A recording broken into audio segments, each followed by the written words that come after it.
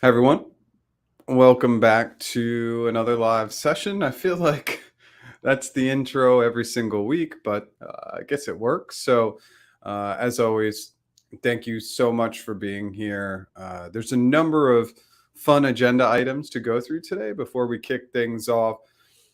Obviously, as I've mentioned a number of times, 2023 is super slow, super sleepy. Less comments, less feedback coming in, but I'm always here every week to show up for the community. So, as you're coming into the live stream, any questions, comments, really everything's on the table. When we get slow, we're going to talk a little bit about the upcoming fall outlook, but feel free to just tell me where you're visiting from or jumping on the video from, and we'll dive in and we'll see how long it goes. The last few weeks have been pretty good. I think we've been getting to that over an hour mark. I think last week was maybe closer to an hour and a half, but we'll just go as long as people are engaged in providing feedback.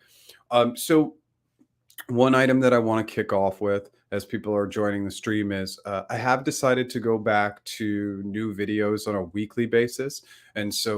I did produce a new video yesterday, and I'll be producing new videos every Monday. The goal is to get it out sometime in the morning Pacific time. And then if I can ever get my act together, I'll try and even release it earlier in the morning Pacific time just to hit that global audience. But I wanted to go back to a weekly basis, and there is a plan to do a short strategy. It's probably going to be maybe later this month or in the month of September to really drive some more shorts content for the audience as well. So I'll be doubling down a little bit on the YouTube content. I just want to make sure that I'm continuing to push. It's going to be a lot of question and answer focus. I get a lot of feedback that those videos are really helpful just to create the right mindset around interview answers.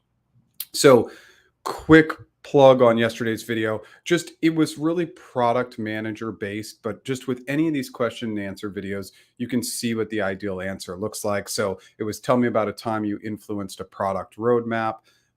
Check it out. Again, just the foundational items should be pretty helpful. So, if this is your first time here, my name is Jeff H. Sipe. My business is practiceinterviews.com. I do one-on-one interview and one-on-one negotiation coaching. We also have an interview mastery course. I haven't offered a discount in a long time, so I want to offer a $200 discount on that course. It expires and is just available till today, till 11:59 Pacific time. The coupon code is just FALL, FALL. And if you want to use that coupon code, again, $200 off just today. What else do I want to mention? Tons of free resources on the website. If you go to practiceinterviews.com, you can sign up for our Slack group. If you have any challenges signing up for the Slack group, which sometimes people do, just email me at jeff@practiceinterviews.com and say, send me an invite. I'll send you an invite right away. We have 9 free resources that you can utilize. I do go live 10 a.m. Pacific time every Tuesday, and now original content coming out every single Monday. And I'm excited to get back to that weekly cadence, which means, on average, 8 new videos a week, including these lives. Whew. It's a lot, I know, and I want to dive in. I'm sort of just stalling a little bit, waiting for some questions. So please throw any questions out there. The last piece that I want to mention, and I'll continue to plug this on a weekly basis, is I am in the early development stages of an AI interview tool. I cannot tell you how excited I am about this tool because I believe that the one differentiator as I've started to build it from all other tools, and there are a number of other tools out there, is that the feedback is going to be very specific to breaking down how you can improve each component of your interview answers. I'm going to start with behavioral and hypothetical questions and then build in maybe some more common questions and technical questions, etc. But it's going to be actionable feedback. And I think that what I'm seeing from the other tools out there is that it's a little bit more generic. Okay, we got a little bit of an audience now. Please, if any questions or comments are coming in, I'll just say hi to Liz and Corey really quickly. Hi, Liz. Good to see you. Corey, thanks for showing up as always. So while questions start to come in, and please throw those questions in there so we can have an engaged conversation. Let's talk about the fall outlook. Typically in classic years, fall is sometimes and oftentimes the most busy season for hiring. And if we're really classifying it as fall, we'll say a little bit maybe before fall, like late summer going into fall. September, October, and November classically have been three of the busiest hiring months. We've gotten some a little bit of interesting news here in the US at least about the number of available jobs going down. So it'll be interesting to see how that trends into the fall, knowing that, if we're to look at the broad landscape of jobs, especially jobs in tech, that hiring's down about 75 to 80% this year. So those trends are something we're just really going to want to keep an eye on. But the push through November is really real. And even as we get into the December timeline, remember, at a lot of these companies, hiring managers are told, if you don't use it, you'll lose it. So if you are ramping up or thinking about a fall push to get in front of some jobs, it's going to be critical for you to start that prep now. I just threw out a LinkedIn poll to get a gauge on how long people are preparing. The early results of that poll is that the average person prepares for 10 hours or less for their interviews. I would say that that's not nearly enough if we're looking to make a career transition. It's just critical that we're dedicating 30, 40, 50 hours plus to that prep. And the reason why is that that new job could really change our lives from a compensation perspective, from a happiness perspective. So we should just be really doubling down on the prep. It's really, really hard to over prep for interviews. Congrats on the new tool. It's exciting. Yeah, it's great to see you, Liz, as always. So pumped to see the new tool. Yeah, and I think we're talking about I'm working with two potential developers now, just finalizing some of the UI, so that they have a really good idea on the expensive proposals because I'm not a developer. But I'm thinking in the next couple months, and obviously, if I probably infuse a little bit more money into it, it will come out sooner. But I'm very, very confident that it will be a game changer. If you've been with me for a long time, over 2+ years, most people know I used to have a desktop app where we did have a tool where you could practice your interview skills, but that was pre ChatGPT, and ChatGPT 4 will be on the back end to really help determine what is a good answer and what are the answers that need some help. And that is all created by a formula to score it, to give specific feedback, etc. Hey, Jeff. Hi from India. Thanks for being here so late. Would love to hear your points from this. How risky is it to jump hop in this job market? How to politely check the longevity of a new job we are walking into? Okay. So I think that there's a little bit of a misconception around job hopping. So let's talk about it. Remember, this is going to be unique to each individual. So this could be an individual recruiter, for example. This could be an individual hiring manager.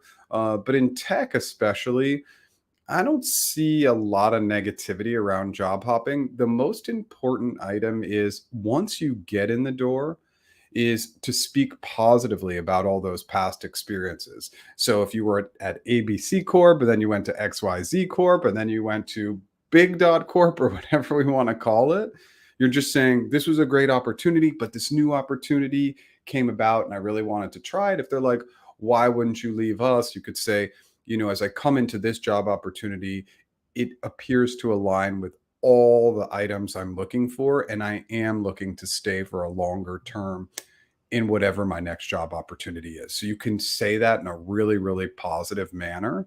Um, but I think the other part of your question might be like, what do we ask, or how do we ask the question about like tenure at an employer? If that's another question, just let me know and I can answer it. How do candidates from not so popular PM specific universities, i.e., companies, prefer PMs from universities like Duke, Ivies, and popular MBA schools shine in their application and get more interview calls from employers? So, again, I think that this is a little bit of a misconception. I think you're going to have, I think we're living in a world where there are less hiring managers that really care about education. whether it's an Ivy League school or one of these elite universities, whether that's in the US or abroad. I just don't see, and in my experience, and I can tell you, in my 5 years at Google, I only saw this from maybe one or two hiring managers total. The vast majority of hiring managers didn't care about education, and some didn't even care about going to college. They just wanted to find somebody who had good experience, was self-taught, etc. So I wouldn't worry too much about that. Now, remember, if we're looking to shine in the application process only, that's only one strategy and it's the lowest hanging fruit. So if you're applying to every single job, it's not the best strategy, right? So apply to a percent of jobs because it's low hanging fruit, but you also need to be networking, working your referrals as much as you can to find people who you know and like at companies you might want to work for, because just throwing your application out there, um, it again, it's a lower likelihood. Historically, it's been about a 10% success rate. And if we're going after these big tech companies, let's say we're trying to get into Google, for example. Well, they're hiring only a one-fourth of the jobs right now that they were maybe a year ago or a little bit over a year ago. So at one-fourth of the jobs, you have four times as much competition in the application process. So that's just something else to be considering.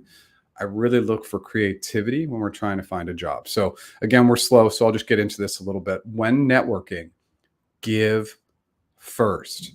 So you just have to give. Don't ask for anything. It's like if you give something, but you ask for something on the back end, it's not going to work. So, what does that mean? You identify potential hiring managers. You say, "Hey, Sue, I came across this cool article that I think is really relevant to you and your business. Check it out. Hope to connect with you on LinkedIn." But don't ask for anything, and then continue to just provide value for people continually, time and time again. It's a strategy that pretty much nobody uses. I'm going to tell you that right now. But that strategy works. Then again, sometimes we just don't know that our friends have moved to these cool companies. So go look up some of your friends. Just spend and deep dive a lot of time on LinkedIn. Like, even for people who maybe you casually knew in a work environment, like we can always ask them for a referral. So those are a couple of strategies I recommend. If you have more questions, please let me know. Any new strategies to get your resume through the hiring manager given the high volume of candidates? Okay, so same type of situation. So let's go right to the resume piece. Well, I mean, the amount of feedback you see on resumes is really overwhelming. And I think one of the challenges historically I've seen with resume writers is that they have a specific way that they like to look at resumes. I always go, and all the way that my brain works is I always think about my audience, right? So who's my likely audience for a resume? It's either a hiring manager or recruiter. If they're looking at resumes, they have extremely limited amount of time, which is why I believe that the summary section on your resume is absolutely the most critical. And your summary section should be different for every single job you apply for. And you can basically use ChatGPT for that now. You can throw your resume and the job description into ChatGPT and say, identify the five big key themes that are in the job description and my resume. Boom, there's your summary. That takes 2 minutes. So, an updated summary for every job you apply for. And then in your job experience, I just look for a mix of the day to day and accomplishments. What the day to day does is the day to day hits the applicant tracking system. Your resume should be sprinkled with all the keywords from the job description because almost all resumes are being filtered through those ATSs now. I hope that helps. Hey Jeff, quick one. I just wrapped up my Google interviews, RK2, GNL, and Googliness. Okay, and leadership. The recruiter wants to schedule a meet and greet with the team. Is this another interview round? Okay, so this is good news. Okay, so let's go with some positive vibes, positive thoughts here. So they want you to meet with the team. It's a signal and an indication that the interview feedback is good. So it's not another interview, but you need to treat it like an interview, meaning prepare, be very serious, but also gracious, kind, friendly, because people are going to want to work with friendly people. So, how do you prepare for that? You prepare on the common questions. Tell me about yourself, why Google. Those are two critical answers. Now think in a rule of three and how you can get really aligned to the role and to your experience. So those are two critical items. I also want you to ask great questions of them. I like to ask questions about them personally. What do you love about the role? What do you love about the team? What do you love about what you're working on? Get them thinking positively. It's something that very, very few people do. And it's a really good way to get their attention as opposed to making it all you focused. Now, of course, at some point, I want you to ask some good probing questions, but not challenging questions. Those can come later if you decide to take the job. I hope that helps. And good luck.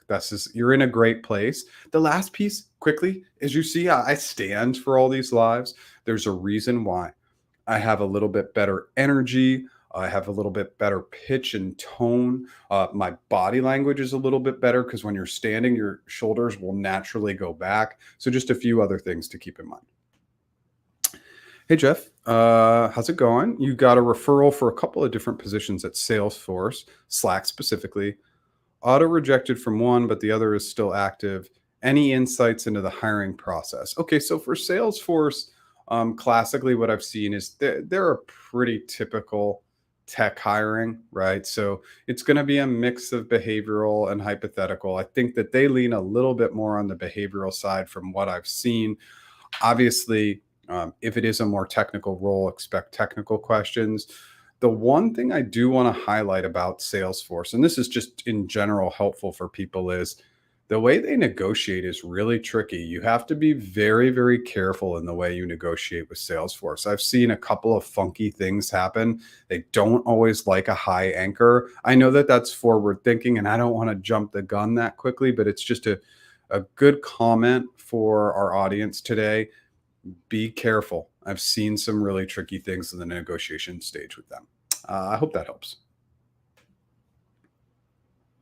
Okay. You love you love the giving first model, but I don't know what to give. Okay, so this is the giving model. So what we're talking about is we're just talking about basic networking on LinkedIn. You find Sue Smith on LinkedIn. Based on her profile, you think she might be a hiring manager for a role or roles that you might be interested in. Let's say Sue Smith is a product manager focused in on Gen AI, right? So what you would do is you would do a Google search. You would pull up a very recent article. So you go to the tools section and you pick something from the last week, for example, and you say, Sue, I just came across this real cool article on AI that I thought might be relevant to your role. Just wanted to share it. Have a great day. That's it. So the content we share should be relevant to our audience. We're not just sharing random stuff. It shows that we've taken the time to think about them. And then if it is really interesting, it's going to be impactful. Here's two good things you can do with that. One, you can double up and share the same article or video with multiple people. But the second piece is relevancy. Do not share dated information. I always and only share content that's come out in the last week. Because if it's really old, maybe they've seen it, it's just dated. So the relevancy piece is critical. And I know it's silly, but I think a lot of people don't know. When you do a general Google search, you'll see over on the right tools, just click tools, and then it will tell you when you can use your search. I use that all the time. When I want to post any content, I'm always looking for stuff that's come out, usually in the last week.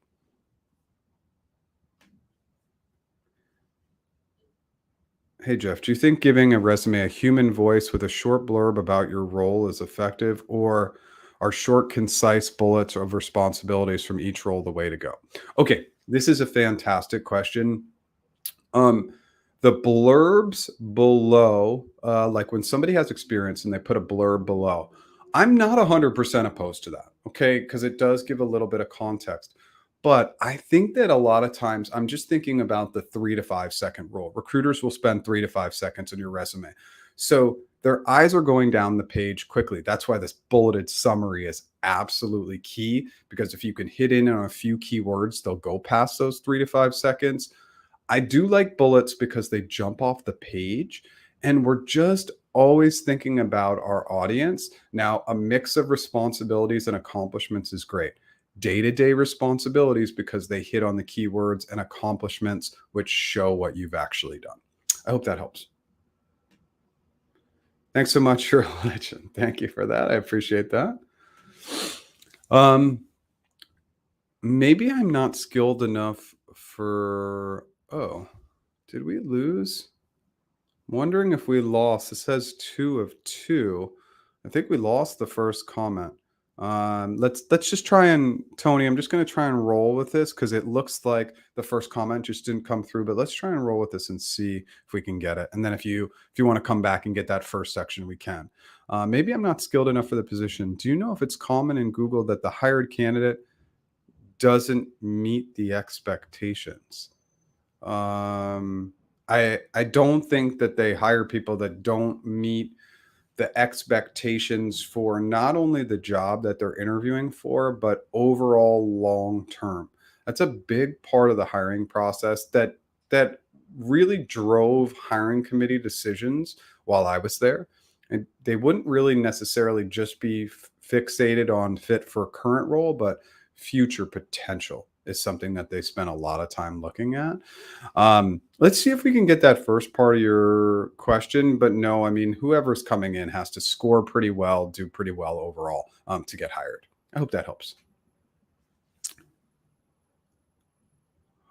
Oh, okay. Well, I'm going to give you the one book. The top book that I've seen is cracking the product management interview. Like that book is probably the most popular, and that's the one that people go to. Books for interviewing, I don't know. I think books is it's maybe a little bit overwhelming to read books in the interview space, but cracking the product manager interview, that's definitely like the number one. For product management, the website tryexponent.com and just known on YouTube as Exponent. Steven is one of the co-founders who I know. They have great content. Really, really good content in the product management space. My coaching is slightly different from Steven's coaching. I really like a lot of structure and organization and frameworks. And there's a couple things that we're not 100% aligned on, but that content is very solid and something that I absolutely recommend. Don't spend too much time in the book section, but that one book, Cracking the Product Manager Interview, I heard is very good. I haven't read it personally. Hey, Juan. Hope you're having a great week. It's starting. It's kicking off. It's busy already. So thanks for asking. I hope you're off to a good week as well. How do you give when you go and meet a friend or someone whom you report or currently reporting?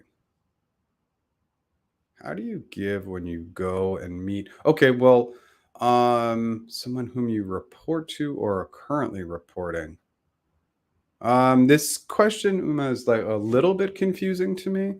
A normal giving model, like if I wanted something from somebody, now not somebody whom I report to, because this could be seen as wrong, but like if I have a friend who I'm trying to get a referral from, I'm absolutely going to pay for their coffee, pay for their lunch, pay for their dinner, whatever it might be. So again, I'm seeing this comment come up again. So that like the face-to-face giving is a little bit unique. Like you need to be really careful there.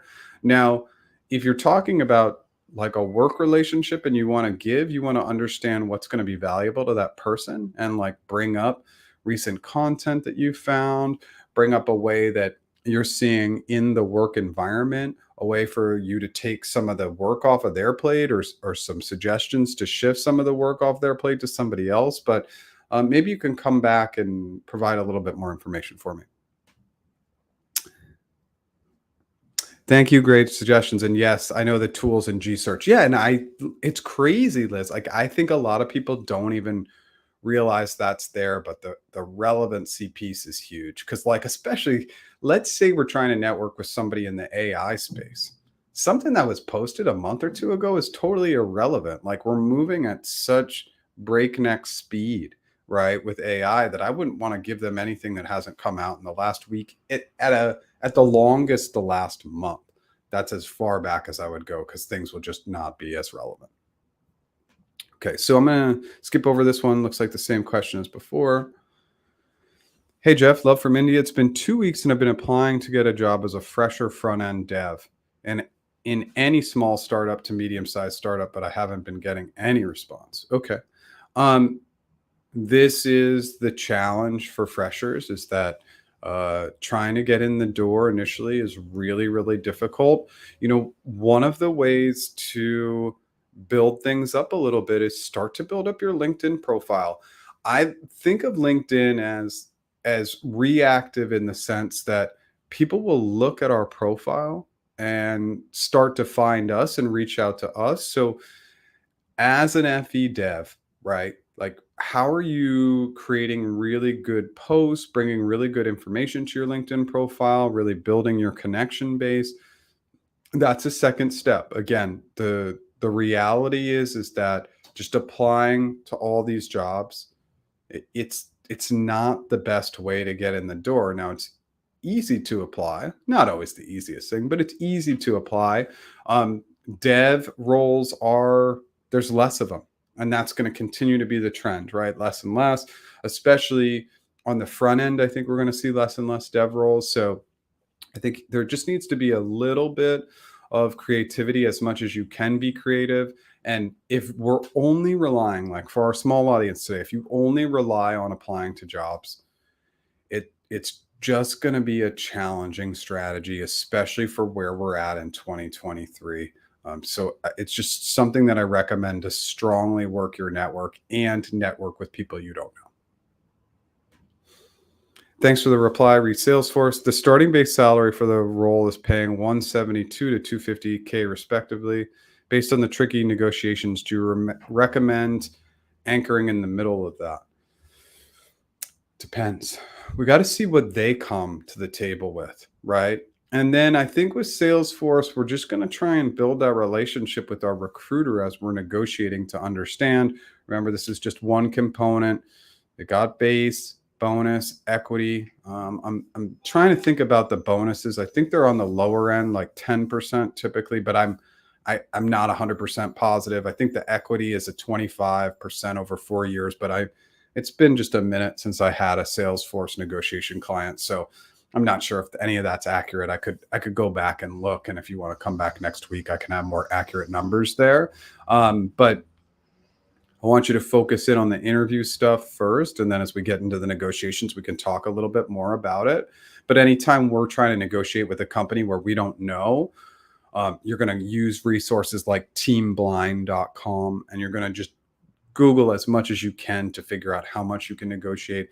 Then, if we have a really good relationship with the recruiter, we're going to ask what in the offer is most negotiable typically, right? We just want to be careful because, again, I've been in a couple funky scenarios with Salesforce, including one that I think I can mention now, where the client and I went in with a pretty high anchor, and Salesforce said, no, we're not going to give you this offer. Like, we want you to just work here, which is a total BS answer, by the way. But we had to do some work to get the offer back and not have them walk away. And it was just very, very shocking that was coming from a large tech company, because this was an elite candidate. And it was just very surprising. And by the way, that was a negative, right?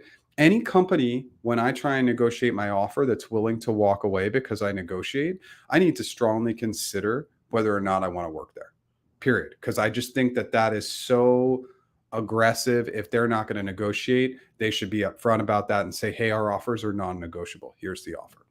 Just my 2 cents. Okay, Tony, that's the first part. Throw in that second part for us. I'm happy to answer it. Hey, Jeff, how do Google referrals come into play? Aside from getting you an interview, does it influence the hiring committee? Great question. So the number one piece that's beneficial about referrals is they open the door, right? Like, that's the big thing. Like, the likelihood that you get into the interview process, there's an uptick there just because you're a known entity. Referrals, there's a little bit of a spike there. So that's good. In hiring committee, if you're on the line, referrals can play in your favor, right? Like, let's say let's say the feedback is really close, but you had three really strong referrals. They might go to the referrals and say, okay, there's three people saying that this is one of the best people they've ever worked with. That can be enough to push it over the edge. And I did see that in my time there. Is it a huge factor? No, but definitely for those like cusp cases, it plays a role. Okay, we're at the 30s. So I'm just going to prompt and spend 2 seconds talking about my services. Practiceinterviews.com is the business. I do one-on-one interview and one-on-one negotiation coaching. Today, I haven't done a discount on the course in a long time. $200 off the interview mastery course if you use the coupon code FALL. That is just available today until 11:59 Pacific time. Um, Tons of free resources. Our Slack community, totally free, 4,000 members in there. 9 free resources on practiceinterviews.com. I'm going back to a weekly schedule on the original content videos. So I'll be doing those every single Monday and 10 a.m. Pacific time for all these lives. If you like what I'm doing today, smash that like button. If you've never subscribed, consider subscribing. Lastly, I'm going to do just one last quick prompt. I am going to be releasing an AI interview tool, hopefully out in the next couple months. I am super excited about it. What's happening on the back end and the prompts I built, I think, are going to help people have tremendous success and bring in something at a price point that's really, really reasonable. All right, let's dive back in. Okay, hey Jeff, which sorry. Sometimes this is the part of being live is that you don't always speak clearly. Which certificates are door openers for Google non-tech roles, and will these certificates actually give you an edge? Typically they don't. But here's the thing about certificates that probably maybe like hiring managers or recruiters aren't telling you that's a real positive. Let's say you're going into, and I know this might fall a little bit more technical, but let's say you're going into a Google Cloud role. You get a Google Cloud certification. Why is it valuable? It's not so much that they care to see it in your resume or on your LinkedIn profile, it's the value that it adds for context in the interview. When you can talk specifically about the product space and bring that into your answers, especially hypothetical answers, it is a game changer. So if you can get certificates that will actually add value to your interviews, I always think it's worth it. And I'm just a knowledge learning person in general. So the more knowledge and learning you can get, it's just going to be helpful across the board. This is regarding when you're looking for a job in their company and to network. When I meet with a friend or ex-colleague, I feel that I'm asking for their help and probably antagonizing them. So how would you ask them for help, making them feel that it's the only reason why I called and you don't care about anything else? Well, people really warm up when you talk about personal things to start. So if you were, for example, to meet up with a friend or ex-colleague for a lunch, you make it very personal focused. You talk about them, you ask them a lot of questions, and then at some point when you're really feeling comfortable or there's a down moment, say, "It's really good catching up with you. I do have to ask for a small favor. I'm kind of trying to potentially look to make a career change, or as you know, I'm looking for a job. I'd love to know a little bit more about your company, what it's like to work there. I did come across a couple positions that I thought were a fit. So you don't dive directly into that. You really start more on the friend basis. And then at some point, you're going to introduce it. Look, people get it. If they were in your position, they'd be doing the same thing. So we just got to lean on people. I think that we worry too much about leaning on people. You will find very quickly that some people will help you and some people won't. The people who you thought would help don't help. The people who you didn't think would help will be the most helpful. So it's so interesting. And as I reflect back on my career, oftentimes I was the most surprised by people who I never thought would help, and they were the most helpful. So just don't be shy in asking. That's the world we live in. We got to ask for help. Okay. Resume. Okay. I just want to go back. I think we covered that okay, but if I didn't, let me know.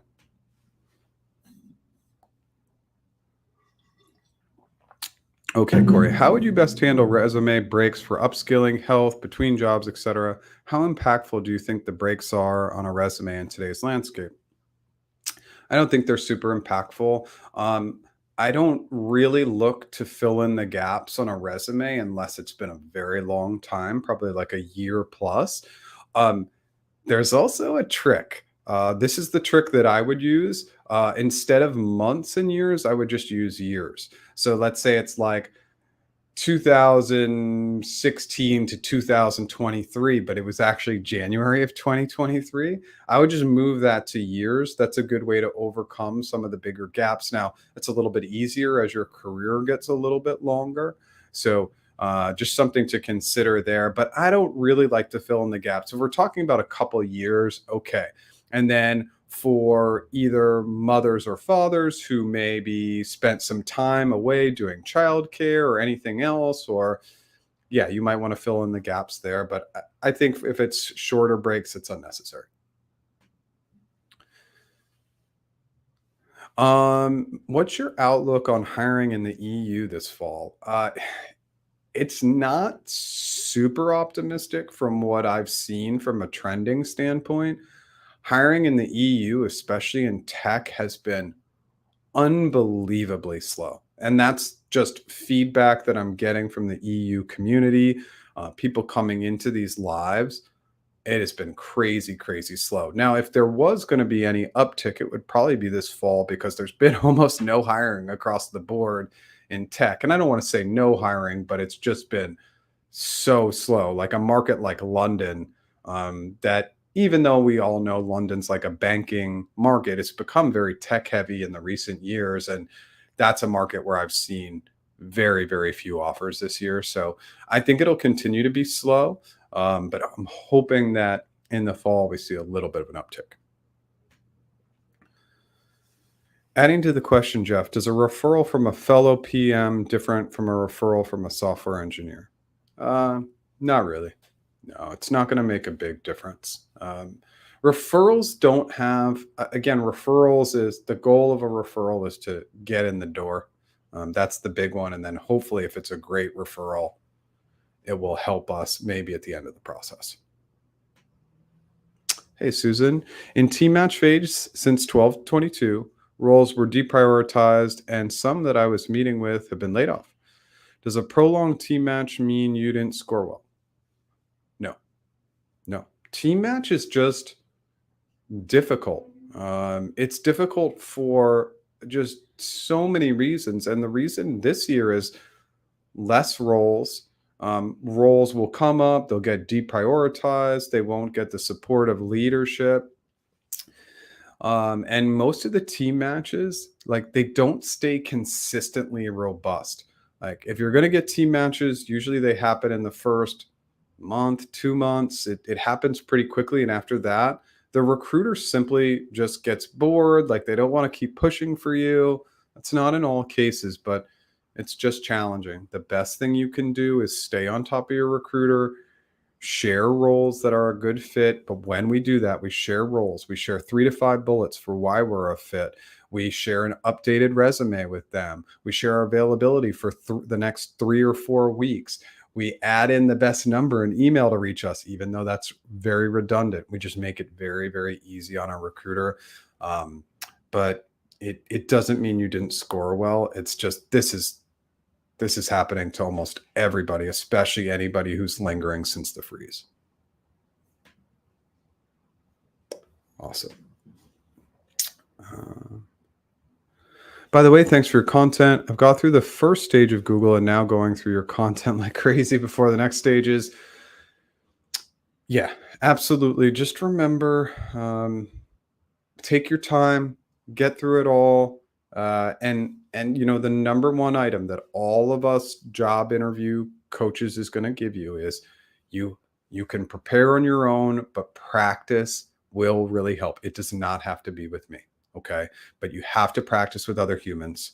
It's going to be something that I'll double down on as long as we are interviewing with other humans. I don't think that that's going to be the case in the foreseeable future. I think we may be interviewing with AI in the future, which I'm not opposed to personally.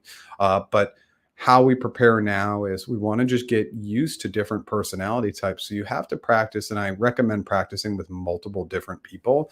That is the game changer. And again, if you were to talk to any career coach, we're all going to say the same thing.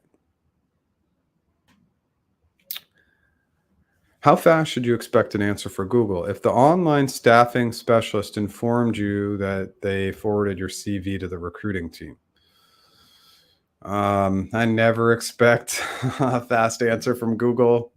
Slowest hiring process of any company out there, as far as I'm concerned. So, um, they forwarded your CV to the recruiting team. There is no defined amount of time. If you haven't heard back in 2 to 4 weeks, they've probably moved on with others.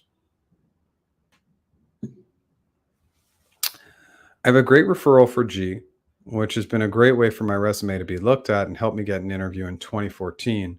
Still trying to get in, but not sure how my law enforcement experience can match similar roles. I know I have some great experience, but I can't translate it.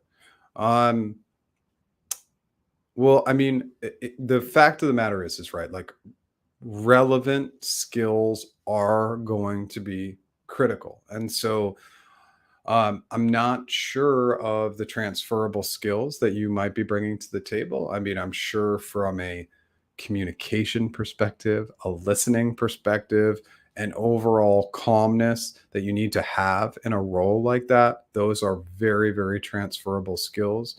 But in terms of the roles that align, you just want to make sure that you can find roles that align. And this is one of the areas where workshops or trainings or certifications could come to the table. And the other thing is being able to and willing to consider potentially coming in at a lower level to grow into one of those types of roles. I don't know if that's really helpful. Let me know if you have more questions. EU also didn't have layoffs outside of big tech. Yeah, it's so interesting what's been happening across Europe this year in terms of hiring. I mean, and remember, I feel all of this in my business, so I kind of see the trends. And I mean, the amount of clients that I've had in the European market from last year to this year, it's unbelievable the drop off. I mean, it's crazy. So I take clients Saturday and Sunday mornings, and there was pretty much guaranteed that I'd have 2 or 3 clients every single weekend from somewhere in Europe, and that just disappeared. And obviously, this is what I see in my own personal business, but this is just the feedback that I get from people. So yeah, it's been kind of crazy. Yeah, I'm Slack and I are not friends right now. For whatever reason, the Slack link seems to be breaking quite a bit. It's super frustrating. Just send me an email at jeff@practiceinterviews.com. I'll take your email address and I'll add you today. Okay. Sorry about that. I've contacted Slack multiple times. I have had so many issues with people signing up, especially lately. It didn't seem to be an issue. Obviously, if they need me to upgrade or pay more, I'm willing to do it. So many people have had challenges, and I really apologize for that. Since London just came up again, my favorite capital city, I was wondering if the outlook in Dublin might be any better, given that it's a kind of EU gateway for tech companies. Haven't seen it this year. And you're right. Dublin is very tax friendly for these tech companies. And that's why you'll see a lot of Dublin job opportunities. And I just love the melting pot of the tech jobs in Dublin. These offices are incredibly diverse. It's really, really cool. And I'm hoping to make it to that Dublin office at some point because I have worked with a ton of people who managed to get in, especially at Google there. But I haven't seen Dublin hiring more than London, but I haven't really been looking at it candidly, so I don't know. But it is definitely the gateway for tech, and definitely a market that I recommend people consider if they have the opportunity. From your experience, is there anything specific about the Google partnerships team in terms of details in their interview process? Any tips for partnership roles besides the great content you have already published? Okay, so at its core, no. There's not a real difference for the partnerships team, but I really want you to double down and think about, okay, what is required to be really good in one of those roles? Now, just with ChatGPT, we can get so many good practice questions. Like I have these free practice interview banks and they're totally useless now. Not totally useless, but the reality is that ChatGPT is just going to be so helpful for us. So throwing the job description in, saying, give me 50 behavioral questions, 50 hypothetical questions, even 4 struggles with that. So if it kicks back more behavioral questions, just say no, make them hypothetical. But I'm not seeing any real difference in the process. This is a pretty quick process for the partnerships roles. Um, Trying to think of like content that might be valuable. I think maybe even the sales and customer engineering video I did, because it is kind of like more like client external facing. Try watching that video. It might help. Just if you type in sales and customer engineer, you should be able to pull up that video. Should I apply in another country if in Google if the role matches my profile? Do they provide sponsorship? They do, but it's just a more difficult path, right? And it's not to say that you shouldn't do it. You absolutely should. They 100% will sponsor candidates that need it. But the reality is that they probably are going to look to their local market first, probably. But I don't want that to stop you. You can still apply. Remember, applying is the low hanging fruit. So you're not going to only apply, you'll try and network in as much as you can as well. Is it easier to get into Google Dublin than Google USA? And is the hiring process different? Hiring process is the same. I would say Dublin's probably easier, but it's probably easier to get into Dublin. The US is pretty tough, and it's especially tough right now. But it shouldn't stop you from applying to both types of roles. Just know that they'll prioritize people that do not need sponsorship. That's just the reality, but it shouldn't hold you back either. I don't want anybody to be held back because I supported so many candidates that required sponsorship in my time at Google. So it's definitely on the table. So I wouldn't want you to take it off the table and just removing ourselves because we're worried that they won't sponsor us. It's possible. So I don't want you to do that. Okay.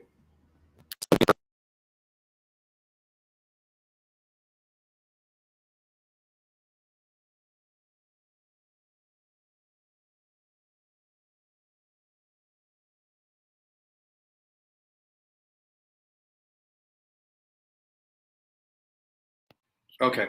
I think this is like 3 weeks in a row of losing the mic, but I think we're back. Sorry about that. I don't know why that keeps happening. Okay, I think we're back now. I had it muted. This has happened 3 weeks in a row. So I'm not sure why StreamYard keeps dropping me off, but sorry about that. Okay, so let's talk a little bit and go back to the fall outlook for a moment. And then, of course, as any questions or comments come in, I'm happy to answer them. So in our fall outlook, and Martin, I'll jump into your questions here in a second.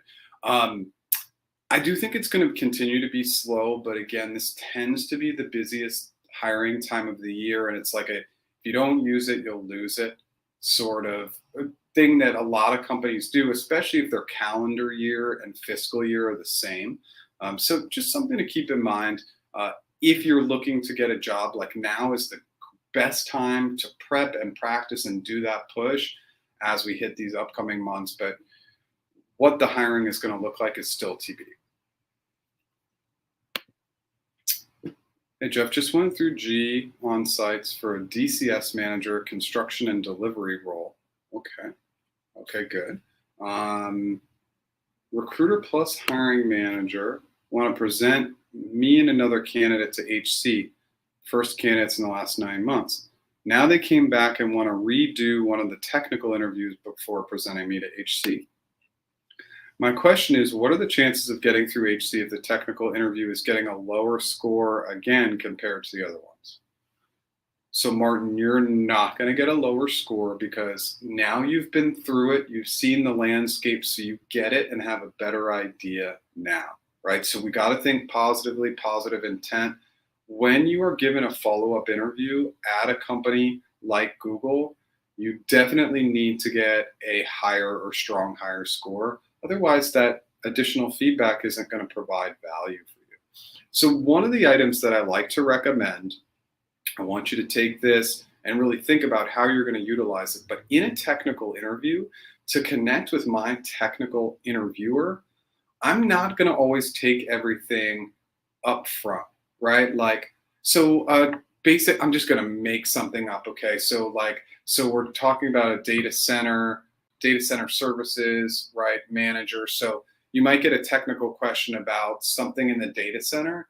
Instead of saying like, oh, and just answering that technical question straight up, I might ask some follow-up questions. Do you want me to tackle this like I'm trying to teach an employee? Do you want me to tackle this like I'm looking at it from X perspective or Y perspective? Because sometimes they have something that's a very narrow path, but we're not asking follow-up questions or clarifying questions to a technical question. You have to read your audience. That advice is terrible if they're really buttoned up and serious, but if they're conversational, bring in some clarifying questions to technical questions, because the more aligned we get on the path that they want to go down, the better. Just a little bit of advice. But this is not a bad place. They're giving you this opportunity because they like you. If they didn't like you, they would not be giving you the opportunity to redo it. They want to strengthen your packet, but you're going to do better this time around, and you've got to go in with that mindset in order to crush it. I'm an advertising account manager. You see a few positions open for the cloud account manager roles. Apart from GCP, everything matches. Don't know why I get bad news. Well, if you're saying you get bad news, does this mean that you're getting rejected? I mean, there are account management, there's the AEAM and account strategist roles that are more ads focused. Now, I can't tell whether in your market those openings are actually available or not, but I would try and double down there. For GCP account management, even without GCP knowledge, they're still going to look for you to have some cloud knowledge overall, typically, not always, but typically. So if you don't have any cloud knowledge, it's probably going to be a little bit more challenging. Now, again, you could go get a Google Cloud certificate and then use that to your advantage when you're applying, highlighting that, etc. You can even bring that up to the top of your summary when applying for these roles if you get that certificate. And honestly, to do well in those types of interviews, that's almost necessary, not getting a certificate, but having that good cloud and GCP knowledge, especially the cloud knowledge as a foundation. Now, if you have ad account management experience, again, going into Google Ads is usually the best path, but I'm just assuming you didn't take that path because those jobs are not open. Let me know if you have more questions. You're welcome, Martin. Okay. At 53 minutes, we've had a pretty engaged audience today. It's been pretty good. Again, I'm kind of want to build the space in to see if anybody who's still here has any questions, anything I can answer for you. The real nice piece about our Slack community, which is free, is that we have about 4,000 members, and it allows you to ask questions when I'm not going live. I'm not in there all the time. I'll check in 2 or 3 times a week, but it is another opportunity. And again, it's a 100% free. And the goal and intent is to keep that free as forever. Okay, Ryan, went through 4 interviews for the CE role, finished the presentation last week and thought I nailed it. Recruiter feedback is positive, but they have another candidate that they want to see through. Is this a good sign or bad sign? So here's the thing. That is just so driven by, it's driven by people in the process. So what do I mean by that? Like if I wanted to hire somebody, if I talk to a great person, I'm probably just going to go ahead and hire them. I'm probably not going to just talk to more people to just talk to more people. But oftentimes in these processes, it's just that hiring managers or hiring teams just want to see multiple candidates. So it doesn't mean that it's good or bad. It just means that they want to see more people. You might have absolutely crushed it. And by the way, clearly you did well. If you didn't do well, they would have just straight rejected you. So they do like you, they're considering you, they just want to see more.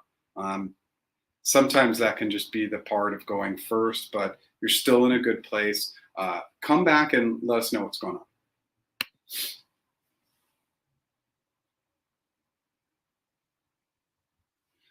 If you don't have Google Cloud experience, but you want to up-level your knowledge, what can you do besides getting certificates? I really like the Google Cloud testimonials page. You can spend a ton of hours on that page because that's relevancy. That's use cases that I can look at, examine, and think through. So just Google Cloud testimonials. Be prepared to be inundated with a ton of use cases. But the Google Cloud certificate, along with the use cases, brings some relevancy and understanding to your mind, which will show up really well in the interviews. Okay, so Martin, in addition, if both candidates get through HC and only one person gets the role, recruiter says I would be prioritized for any DC role which came up. Yeah, I mean, it's just like if they take you both through and they pick their ideal candidate, I don't usually see them taking two people through HC at the same time. It's not what I would recommend. I would just pick one or the better candidate. That's just what I would do. I would never take two people through HC. But yeah, of course, if you pass HC, that's low-hanging fruit for them. It's very, very easy to help find another role when it comes up. And then does that mean that I would need to wait for another DCS role to open up, or will I also be considered for DC TPM roles? No. DCS role and a TPM role are very different. And so no, you'd probably have to do additional interviews for that, okay? And then let's just go to this last one, then I'll go back up. Also, thanks a lot. Crush the other interviews with your provided content. Even my recruiter sent me videos from you to practice. Yeah, it's kind of funny. Like some of the recruiters will send my content, and I mean, I don't really know. I don't know any individual contributor recruiters at Google anymore. All my friends who are still there have been in lead roles for forever. So it's just, I obviously appreciate when they do that. Jeff, how do you see the job market currently, specifically technical program managers? What about pay? Has it increased, decreased, the same? The job market's slow. Specifically for technical program managers, TPMs, it's one of the best roles in the world right now. And the pay has absolutely increased dramatically in the last 2 to 3 years, especially. So here's how I would equate that. I would say that like program managers and technical program managers used to be about 10% apart. Now they're more like 20 to 25% apart, meaning technical program managers are making that much more than program managers. I have seen some unbelievable technical program manager offers, especially at Google in the last year or two, that are just numbers that I would have never seen in the past. So it's definitely trending in a very, very positive way for TPMs, but I still think it's lean in terms of the overall amount of roles that are getting hired. By the way, you rock. Love your content. Thank you so much. Thanks, Ryan. Okay. We got a hey, how are you? See if you have any questions. Which Google certificate would be most relevant for non-technical roles? I don't know. It would have to be, you'd have to look at a certificate that's specific to your industry, your type of role. I don't think just like generic certificates are going to be super helpful. I don't even know what would be super generic. You want to have it role relevancy as much as you can. That's okay. Always happy for people to come in and show up. What would you do if you applied for a role that you see as a fantastic fit and the portal says not progressing, can't apply for 90 days, and the role remains on the website week after week? Look for people to network around the role or let it go. Try and network. Yeah, absolutely. Like if it looks like an ideal fit, you need to push. And so I would strongly recommend networking. Again, it's tricky because you want to use that give first model, but the give first model could create a door opening. Look, if you think you're the great fit, you find the hiring managers sometimes. I don't love it, but sometimes we just got to go for it and say, look, I applied for this job. I'm an excellent fit on paper. I think if you look at my background, you'll see I'm a great fit. Again, I don't think that that works very often, but sometimes, occasionally, I'll go against my advice and just say, get after it. I've applied to a lot of positions in the past from the same email address. Does Google check how many times the resume got rejected for the same email ID? They do not. I don't really care about that. If I'm a recruiter, I don't care how many times you've applied. I'm just trying to see if you are a fit for the specific position right now. So don't worry too much about that. But the question would be, how many times are you applying? Like at a certain point, I'm not asking as the recruiter like why you're doing this. I'm just asking you personally. Like at a certain point, we need to stop applying and figure out a different way, because just throwing application after application, it's just not going to yield the best results. When will we Tuesday session about your product? I don't understand that question. Can you re-ask the question, please? A role has given min and max salary range. Does it make sense to discuss number more than maximum range? Totally. Yeah, because remember, here's the thing I love about negotiating. You're not supposed to be a professional negotiator. You don't know. They say that goes outside of the range. Say, oh, I thought those ranges were flexible. We pretend like we're not experts. So let's just give a really basic range. I'm just going to go with a US range. Let's say the salary range. Remember, salary isn't everything. There's bonuses, there's equity, there's sign-on bonuses, there's other things depending on the company. But let's say the base salary range is listed as 80 to 100K. I might come in at 105 or 110. If they say, oh, the range is only to 100, say, oh, I thought that ranges had some flexibility. We're not supposed to know. So I like going outside of the range just to push, because I always am going to anchor above what I think they'll actually pay me, whether that's total comp, base, etc. Hello, Jeff. Good to see you live. I hope you're doing well. Oh, Raul, great to see you. Thank you so much for being here. Raul has been our data guru for, I don't know, it seems like forever now, and got the job at Google. I can't remember how long ago, but it's been a while now. Good to see you. Good to have you here. Unbelievable. Like, can you share the numbers? Hey, Ricardo. Share what numbers? Can you tell me what numbers? I think if I've lost the context of this. Oh, can I share the numbers for technical program managers? I could, if you give me the market and the level, right? Because anything other than that, it's just going to be like shooting in the dark. So is there a specific level you're looking for in a specific market? Okay, so I'm going to come back and, well, let's just go to your question again. About the TPM questions, the offers. Okay, so I don't know what Tom is. I'm very bad with abbreviations. If that's an abbreviation, tell me more. So specific market and specific level would be helpful. What is the difference in salaries between the USA and Dublin? Can you give a rough estimate? For example, what would 85 to 120K range in the USA equate to in Dublin? So like, again, if we're talking salary range, we're going to drop this down to like, okay, so this is a 35K range. So let's do that. So we'd go 50 to 85K in Dublin. Like Dublin's just going to pay less. The US roles for tech just are the best paying in the world. There's not a lot of markets globally that are going to pay as well as the US.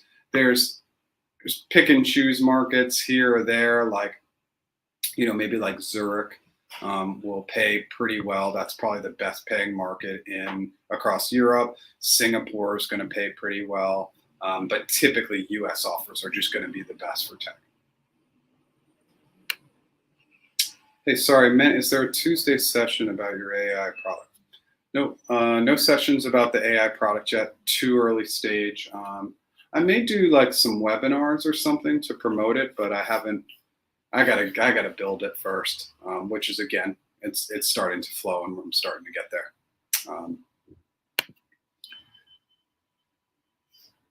Okay, sorry, we covered that. Hey, Ricardo, come back and ask me again. I'm a little confused about the question here. So about the TPM question, can you just come back and ask again? Because the offers for Tom, I don't know if that's offers for Tam or what you're referencing. It's been close to 6 months now. Gee, Raul, that's amazing. I hope all is progressing well. Just so happy for you because you're such an amazing contributor to our entire community.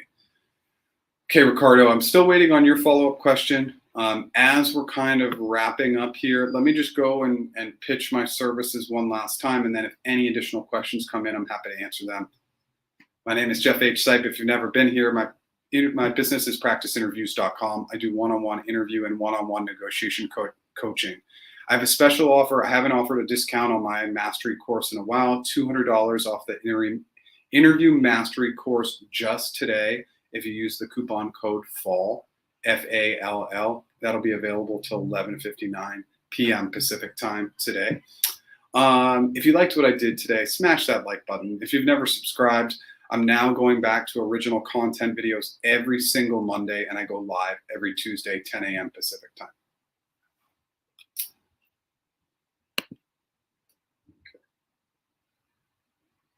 Okay, CA, L5, or L6. So again, Ricardo, this is California is a big market, right? So I've helped people get hired for TPM roles from the Bay, obviously very common, to LA, to San Diego. So it's going to vary quite a bit. I'll just give you one stat that I've seen. I have seen multiple TPMs at the L6 level in the Bay hit that 600K number in total comp. Okay, so I've seen some big numbers. Remember, everything's on a case-to-case basis, but I have seen that at least a few times. Well, remote and on-site, yeah, because like let's say you're a TPM that's remote in Sacramento, they're going to pay for the cost of labor in Sacramento, for example. So the pay is going to be based on the cost of labor in that given market. So they want to hire you for the Bay, but you want to go remote. They decide to let you go remote. They're not just going to pay you the Bay Area salary. Hope that helps. What would be the best candidate customer for your business? Okay. Asking because if the CV doesn't fit at all, then no one can help them, right? I'm pretty confused by this question. If the CV doesn't fit, well, there's no like perfect CV, right? Like I actually wouldn't want to hire somebody who had all the skills for the job. I want to hire somebody who has some to most of the skills, but not all the skills. All the skills means you're going to be bored. So my customers, I mean, remember, the vast majority of people get my content for free. That's what I love to do. I love to give it away for free. But everybody at the end of the day is going to need to figure out how they're going to interview and how they're going to negotiate their job offers. So I don't know if that's a great answer, but just my feedback.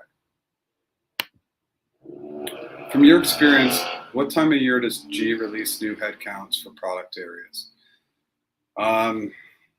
Okay, so Raul, it's a great question. I mean, in the past, the planning would start, in Q4, go into Q1, and you'd see like new headcount for product areas usually trickling in at the end of Q1 into Q2. Obviously, big organization, really slow. That's typical. This year, we just didn't see any of that, right? Like new headcount has just been heavily prioritized on the needs of the business. And I think that that's the future state. I really think that that's where we're headed, is just more of a needs based as opposed to more like bigger planning. I can't say for sure, but that's how it was historically done in the past. Thanks for the smiley. Okay, good ballpark. Yeah, I mean, again, if you're looking at TPM roles, my biggest recommendation to anybody looking at a TPM role is go baller. The offers are going to be bigger than you think, and that's been very, very consistent over the last year or two, especially. So L5, L6, go big, especially on equity if you're negotiating with these big tech companies. The TPM market is extremely competitive right now. Okay, I'm going to sit here for another second, just see if any other comments come in. Thank you so much for the participation today. It's like they're slow sessions, but we get enough engagement, enough feedback where people are coming in and kind of really asking great questions, sharing some guidance as well. And I love that. I think we've just done a really good job of keeping these sessions going during a sleepy 2023. Okay, no new questions came in. I'm going to end for today. If you have any questions in the interim, please join our Slack community. If you have challenges signing up, jeff@practiceinterviews.com. Have a fantastic rest of your week, and I will be back next week at 10 o'clock a.m. Pacific time.